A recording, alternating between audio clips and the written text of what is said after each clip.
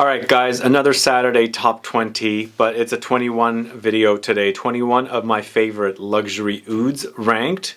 I thought, I haven't spoken about oud for a while, and there are additional, themed videos that I need to update, but I'm starting with the oud one. But I'm taking it in a different direction, focusing on luxury fragrances, luxury oud fragrances from a few designer houses, lots of niche houses, maybe a few indie houses there as well. And yeah, I'm ranking them. So if you're curious to learn about these luxury ouds, then please stay tuned.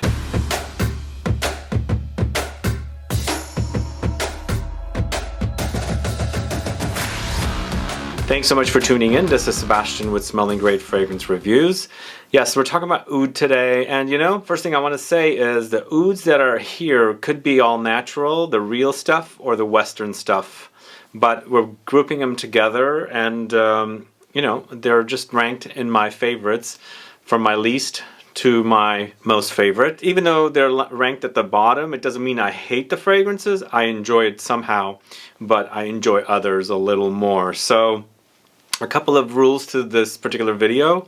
Wanted to make sure the video featured fragrances over $200. It is, after all, luxury.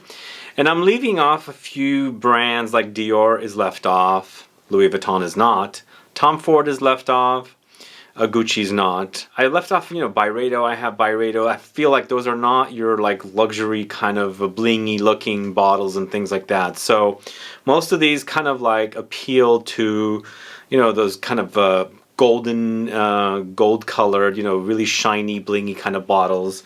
And very, very luxury houses is what I'm going to be speaking about today. So I'll let you know the list, but before I do, if this is your first time tuning into my channel and you still haven't subscribed, please do click the subscribe button below and also click the bell so that you'll be notified for future videos and giveaways. And let's get started. The first one I'm going to speak about today is called NEFS from NISHANE. So this one's at number 21. I love NISHANE as a house. This one has just not become one of my favorite fragrances. I like it, but I don't love it. It doesn't wow me, It's kind of a different take on oud, and I feel like personally some of the notes contrast with one another. But it is in one of the most beautiful, beautiful bottles. This one features loads of vanilla oud, whiskey, fig, saffron, rose, honey, osmanthus, Gurjan balsam, geranium, cedar, violet. But it's not one of those oud fragrances that I want to wear all the time. So that's why it's at number 21. But I did want to add this one in the list as a 21 because it's got the most beautiful bottle. It is gorgeous. It's a gorgeous looking bottle. Either way, NEFS from NISHANE, a house that I really, really love. Sadly, that one is not my ultimate favorite. We're starting off at number 20. It's TEMPEL from the house of TIZIANA TERENZI. And this one's at the bottom because this one does go funky on me. It really does. The oud in here seems like it's the real stuff. It's really, really dirty. It can go dirty. For me, mostly in this fragrance is Lily of the Valley with oud. Lots of Lily of the Valley and oud with amber. So I find Lily of the Valley to be a beautiful, feminine-leaning, greenish, clean, soapy flower. And you got this dirtiness from the oud. The oud is really, really kind of on the skanky side. So it's almost like you got the clean side and you got the dirty side kind of thing happening. And the dirty side wins out because the oud is overly strong. It's an intense experience. If you like your ouds funky and you also like Lily of the Valley, I recommend TEMPEL from the house of TIZIANA TERENZI. So that is at number 20. This is Fresh Oud from ROSENDO MATEU at number 19. I've put this one here, and even though it's a fresh kind of an oud, I feel like it doesn't compete with some of the more, what I should say with this one is it's easy to wear kind of a nude because it's called Fresh Oud, and even though it doesn't perform like a freshie because it has some depth to it, it has some longevity, but because there's a lot of fresh notes in here, it's an easy to access kind of a nude. Like if you're a beginner, this is the kind of oud you would go towards because it's combined with the oud is combined with all those fresh notes to give it that freshness, even though you've got the oud in here. So there's oud, leather, grapefruit, bergamot, cashmere, wood, jasmine, cinnamon, sandalwood. It's a great one, but I kind of gave it less points for it because it is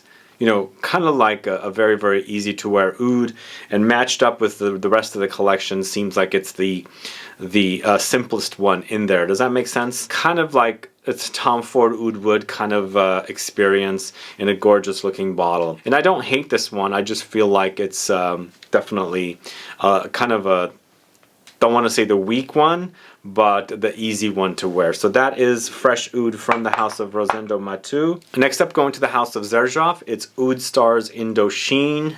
So this one's ranked low. Also, once again, similar to this, Temple. It's very funky. But you know, with this one, there's a bit more going on with it versus the Temple. The Temple was mostly about oud and Lily of the Valley and a little bit of ambery touches. But here, this one, once you get past the funkiness, the dirty, you know, the kind of like animalic and funky oud that's in here, you get to some fruity touches and some musky gourmand touches with this fragrance, which makes it a little easier to wear rather than just, you know, sticking with a mostly funky oud that's present in there. Don't get me wrong though, this is a funky oud. You gotta like that kind of animalic and dirty kind of smell of oud to enjoy this one. But once you get past it, you definitely are in a little bit of a fruity gourmand territory. So that is Oud Stars Indochine. The next fragrance I'm going to speak to you about is from a house called Unique E Luxury, this one right here, and it's Wood and Mood. So I have to be honest, the naming of this particular fragrance is a little confusing for me. But I think it's a lost in translation kind of a thing. But the actual fragrance here is quite great. I do enjoy it. So it's almost like, to me, a more intense version of a oudy, Western oudy kind of a fragrance, similar to Tom Ford's Oud Wood, with the addition of a few additional notes like rose. This one has oud, rose, tea, saffron, ambergris, musk, sandalwood, and amber. There's also something like kind of a wet, slightly moldy, vetiver kind of a smell in there as well. But it's an intense experience, overly intense, very, very long lasting. And it smells great, actually. It smells great. I just wish the naming was a little easier for me to understand. Either way, though, pretty darn good oud fragrance here. It's not animalic. I don't get the animalic touches with this one like the few other ones that I mentioned. So this is Unique Luxury Wood and Mood. Next, going to the house of ROJA Parfums. This is Musk Oud. Musk Oud here is a musky take on oud, and it's musk with oud. There's leather, ambrette, rose, birch, woods, tonka, jasmine, vanilla, oakmoss. For me, there's also something slightly boozy in there, like a musky booze. And I think that's coming from the ambrette note, whereas ambrette can get fruity and boozy at the same time, slightly medicinal, which is definitely prominent here, because there's also, in addition to the boozy, you know, nuances in there, or the touches, there's a little bit of a fruity touch, very light fruity touches. But in the end, I feel like it's very musky and oudy. It does kind of hint at like deer musk, which is probably, or most likely, the inspiration for this one, but it's I don't think they're using real deer musk here. And then it's nicely blended with the oud in here. It's not animalic. For me, this one doesn't go animalic, even though I thought it might. But either way, Musk Oud from ROJA Parfums is quite good. Next, going to the house of Strangelove New York City, it's Dead of Night. Now, I've got two fragrances from this house on this list because the way I'm doing this video is the fragrances that I have that are luxury and that are oud. So I do have two. And even though this used to be my number one, my other one that I'm going to feature from this house has turned out and it's starting to take over, competing with this one, and actually I'm enjoying the other one a little better. So Dead of Night, though, is oud, rose, violet leaves, vanilla, balsam, sandalwood, amber, and musk. It's animalic once again. But you know, once you get past that animalic, there's some good stuff in there. This is Dead of Night, right? I'm having a little, yep, this is Dead of Night. But you know, it's gorgeous. It's really, really beautiful, dry down. Just get past a little bit of the dirtiness, you know, the little bit of the animalic touches of the oud, and you're left with a pretty gorgeous kind of a smell. So Dead of Night from Strangelove New York City is at number 15. Going to a house called Bortnikoff, it's Oud Monarch. Here we go with a little more animalic touch. Once again, so a lot of the oud fragrances here are either going in the animalic direction or not, and I'm gonna mention it each time they do. This one does, but I feel like it's not like overly intense, and I feel like there's a prominent chocolate cacao note here with the oud. So it kind of like tones down the animalic touches of civet and castoreum here. So it's got cacao, oud, cinnamon, frangipani, castoreum, vanilla, civet, magnolia, rose. For me, the frangipani kind of takes it into a slightly tropical floral direction, but it is nicely blended with cacao. They do complement one another. And for me, frangipani with magnolia and cacao starts reminding me of chocolate milk a little bit, you know, kind of like that kind of a thing. So in the end, it's a little animalic, it's a little musky, and it's a little gourmand, but it's an oud. So Oud Monarch from the house of Bortnikoff. Definitely a wonderful fragrance. If you like gourmands and you like the funky ouds, then definitely check that one out. Alright, now we're going to a designer. It's from the house of Gucci, and it's the Voice of the Snake. So the Voice of the Snake for me is from the Alchemist Garden collection. And you know, even though it's quite expensive for this one, 100 ml bottle for like $370 I think, or $350, somewhere around there. You don't get a very overly complex fragrance. I feel like they're pretty much focusing on oud, saffron, and patchouli. So those are the prominent notes, or the main notes that are featured or publicized from Gucci. But for me, I get smoky touches, and I also get kind of like smoked nuts, or like you know like almonds or something like that, like baking or something. So it's not necessarily gourmand, but there's kind of like a bready, kind of nutty touches throughout the fragrance that makes for an interesting smell. So I think it's just the notes, the way they've combined them together, or Alberto Moria, who has worked on this, has combined them together, gives me the smell of like kind of like toasted nuts, or maybe smoked bread that you're baking in the oven, something like that. But it's a unique smell. I quite like it. It's dark, and it definitely fits this bottle. Oud, patchouli, and saffron are the main notes, as I said. So this is the Voice of the Snake from the house of Gucci. Going to the house of Initio Parfums, and this is Oud for Greatness. So Oud for Greatness, is it an oud? I'm featuring it here because it's called Oud for Greatness, and supposedly there's oud, and according to the notes there is. But for me, it's not necessarily anything like a real, you know, oud that's natural. For me, it's a major Western oud, plus you have that whole Baccarat Rouge styling in there that I quite like. So in the end, it's very easy to wear for me, and I enjoy it. I wouldn't call this an oud fragrance, but for what it is, I quite like it. But the notes are saffron, oud, nutmeg, patchouli, musk, and lavender. I think it's a very, very popular fragrance. It's a little misleading with the name. Either way, though, I quite like the smell, and that's why it's ranked here at this spot. So that's Oud for Greatness from the house of Initio Parfums. Next, going to the house of Bortnikoff once again, and this is Sayat Nova. So Sayat Nova is a gourmandish oud featuring Laotian oud and Thai oud. But this one also has apricots, rum, vanilla, oak moss, narcissus, and magnolia. For me, there's something coconutty running throughout it, and it's a very smoky experience. The oud comes off very smoky for me. But you get those gourmandy touches and boozy touches with the apricots, rum, and vanilla, of course. It's quite unique, but in the background, really, really back in the background, starts reminding me of a few boozy kind of fragrances like Jazz Club or Pavillon Rouge, and even Initio's Side Effect with you know, smoky touches and oud. Either way, that's Sayat Nova at number 11. And going to the house of Strangelove, New York City again, and this is Fall Into Stars.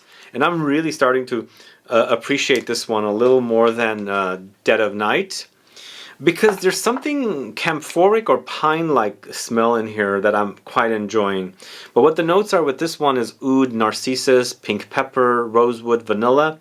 But it's almost like reminding me of walking through a cool pine forest, and I'm smelling the trees, you know. It's a cool, crisp day, maybe a little light snow out there, but you're smelling some warmth coming from a fireplace. That's kind of what I get from this one. Anytime I see narcissus show up, it was in here as well.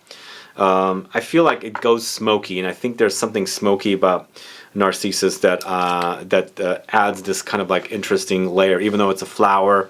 that adds to fragrances. But either way, Fall Into Stars at number 10. It's a great one. I really am enjoying this one from Strangelove, New York City. If you don't know it, check it out. Back to the House of XERJOFF. There's a few brands that I've got a couple of fragrances from in this video. So this is the second brand with the second fragrance. It's Alexandria 3 from the House of XERJOFF. So I forgot to mention at the beginning of the video, this is a video of only the fragrances I have, obviously. I'm sure there are other oud fragrances out there. I know there's tons of them. But this is my own collection and I'm ranking them from what I like. But at number 9, it's Alexandria 3.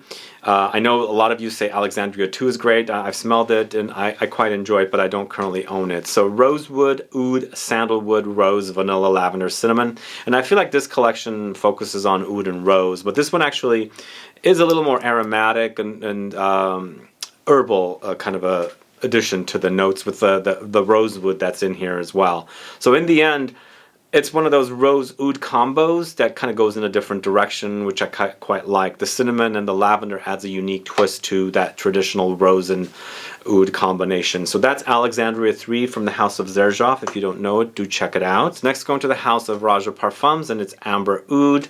And it's a little misleading name for me, but it doesn't matter because it smells fantastic. It's oud with ambergris and saffron and rose. It's really prominent with those notes, but then you also have some birchwood, some civet, cinnamon, orris, musk, fig, ylang ylang, and sandalwood. Really gorgeous fragrance.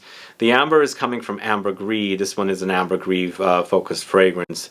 They're not using your like a mixture of notes such as benzoin and labdanum to create the amber accord. It's an ambergris, but you know, it really does work. It's beautiful. It's a really beautiful fragrance, and it's great to wear. So that's Amber Oud from the House of ROJA Parfums. Next, going to the House of Maison Francis Kurkdjian, it's Oud Silk Mood. Oud Silk Mood is probably one of the most gorgeous rose and oud combination fragrances, but with this one they have thrown in amber in the mix, and then also papyrus, which adds this kind of a unique woody, slight patchouli-esque kind of a smell that I quite like, and it really does work with oud and rose.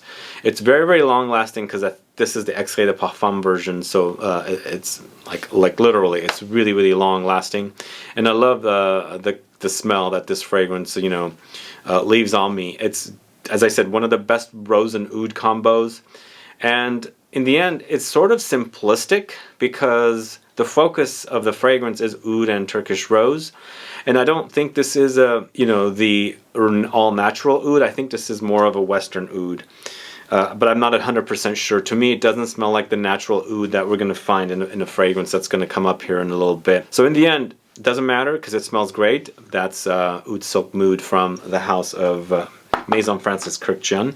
And this is the one I was talking about that's got that all-natural oud that costs an arm and a leg. The Night by Frederic Malle. That's at number 6. And this is really a funky oud. But once you get past the funk, you're left with the most gorgeous smell. This one features oud, Turkish rose, and amber. And there's some patchouli touches in here as well. But you know, with this one, what I get is it's almost like an animalic oudy version of Portrait of a Lady. You know, when you strip away some of the notes from Portrait of a Lady and add the oud, that's what you get. It's created by the same perfumer, and I kind of get the similar hints of the rose. The rose in here is similar to Portrait of a Lady, so I feel like it kind of goes in that direction. But a wonderful fragrance. A little goes a long way. A long way. And it's expensive, but I think if you like to use your fragrances in little chunks, I think it's worth it. So that's The Night from the House of Frederic Malle. Next, going to the House of Maison Francis Kurkdjian again, it's Oud Satin Mood. So this is gorgeous. Really gourmandy kind of smelling oud fragrance. And it's not like full-on gourmand because it's mostly the vanilla. It's vanilla, oud, benzoin, Turkish and Bulgarian rose with violet. So it's smooth, it's silky smooth, well, satin smooth, I guess, because it's called Oud Satin Mood. But you know what, recently I was wearing it next to smelling a bottle of Tom Ford's Noir, and it reminded me of one another. There's something in here that's reminding me of Tom Ford's Noir and vice versa. So it's interesting that I'm getting kind of like recognizability between the two fragrances. But once again, this is another fragrance that smells great from this house. I don't think it's a original, like a natural oud. It's definitely the synthetic or Western oud, but it's really, really gorgeous. This is the Eau de Parfum version. I don't have the Extrait de Parfum version. Is it worth it? Do you guys have it? Let me know. But this particular version still is very, very long lasting and it smells fantastic. So that's Oud Satin Mood EDP from the house of Maison Francis Kurkdjian. Next, going to the house of Louis Vuitton, it's Ombre Nomade. I think this is a great, great oud. It smells fantastic. I really love it. It's a Western oud once again. It's luxury, but I think it's got great longevity. It smells great. There's a little bit of fruity touches in there. There's smoky touches and some cinnamony touches as well. Even though there's no mention of cinnamon, I get like cinnamony kind of touches in here, but it smells fantastic. There's oud, incense, raspberry, rose, birch, benzoin, saffron, amberwood, and geranium. A great, great creation. The 3 dark bottles from Louis Vuitton are really, really great fragrances. Pricey, but really, really long lasting. So that's Ombre Nomade from the house of Louis Vuitton. This next one is from a house called Fragrance du Bois, and this is Sarah Oud. Oh my god, this is so good. This is so good at number 3. I'm obsessed with the way it smells. And the reason I like this one because they have added animalic touches in here, and they've covered it up where it's exposing a little hints of that animalic touch in here, and it gives it a very, very sexy element to the fragrance, you know, like musky, like it's there, but they've covered it up in a way that you're getting minute hints of it, and it just was like, wow, that is really, really great, you know. So this one has notes of oud, saffron, rose, amber, geranium, black pepper, vanilla, patchouli, and grapefruit. And I'm not saying that I've added animalic notes. I think the oud in here is acting a little animalic, but it's the right amount. It's the perfect amount. Such a great smell, you know. I love wearing it, and that's Sarah Oud from the house of Fragrance du Bois. Next up, going to the house of Cartier. Yes, Cartier at number 2. And it is, if I can find the name, it's Oud Radeau, this one right here. Such a gorgeous scent.